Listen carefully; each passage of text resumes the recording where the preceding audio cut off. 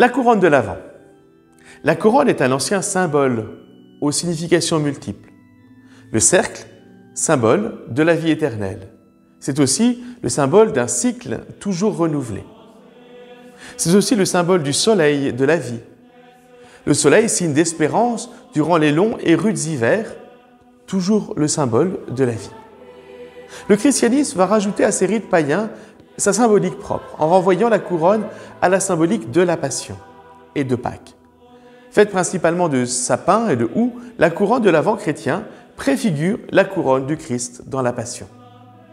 Nous sommes au cœur de la symbolique de la rédemption, le cycle de la mort, de la résurrection, de la vie, la lumière, le symbole du Christ roi. Les 4 bougies représentent les 4 dimanches de l'Avent. Chaque dimanche, nous allumons une nouvelle bougie pour signifier que nous avançons vers Noël, la naissance de Jésus, la lumière du monde.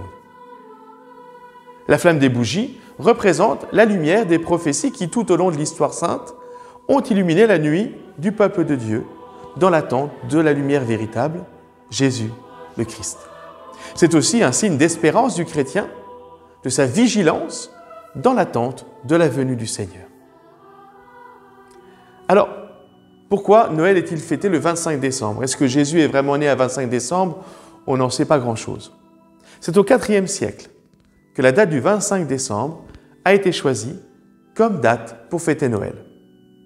Cette date correspondait à une fête païenne, la fête du Sol Invictus, le soleil invaincu triomphant, car c'est le moment de l'année où les jours commencent à rallonger.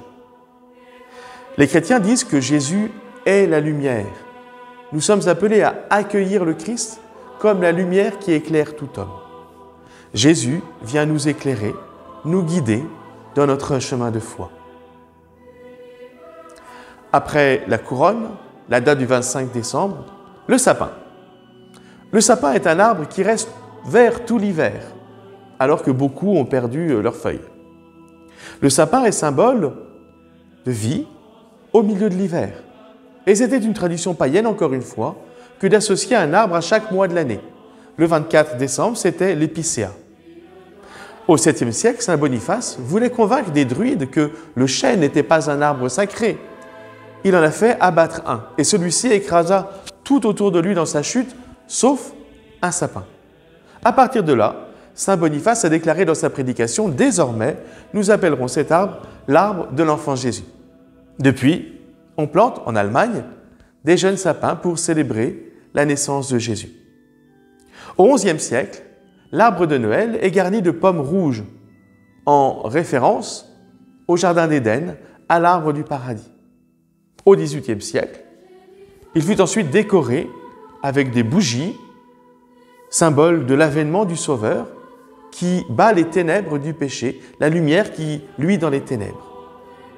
La tradition du sapin est apparue en Europe assez tôt, au XIIe siècle, et puis s'est répandue. L'étoile qu'on accroche en haut représente l'étoile de Bethléem, celle qu'ont suivie les mages. Vient maintenant la crèche. Le mot crèche signifie la mangeoire des animaux dans une étable. Ce mot est intéressant parce que non seulement Jésus a été déposé dans une mangeoire, mais il y a une vraie symbolique, car Jésus aussi va se donner en nourriture aux hommes.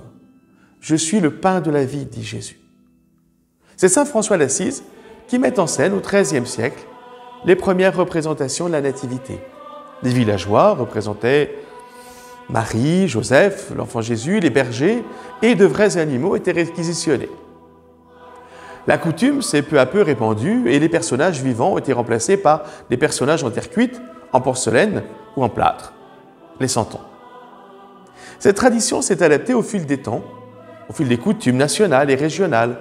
C'est pour ça qu'en Provence, on a des personnages comme l'Arlésienne, le pêcheur, le curé du village, Mistral, etc. Dans les pays du pôle Nord, les personnages sont emmitouflés. Au Mexique, en Afrique, les personnages sont souvent représentés aussi en costume traditionnel.